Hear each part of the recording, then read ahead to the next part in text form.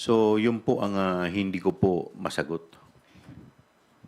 Ano po ba ang parang marching order po ni Speaker or ni PBBM? Wala naman po sa amin binabanggit pa as of now. Kaya nga po, sinasabi ko po, ito po ay pag-uusapan pa ng mga miyembro kung ano ang magiging laman ng aming committee report. But definitely, magiging laman po niyan ay yung mga batas na amin pong napag-usapan na siguro kailangan maging priority bill po para po maiwasan na po yung mga ganitong klaseng problema in the future. Thank you. Joy Cantos from Filipino Star, you're recognized. Good afternoon po, sir. Sir, the rip between the President and the Vice President, do you think it could lead to political crisis? Bumabagsak. Maganda na po yung economy natin.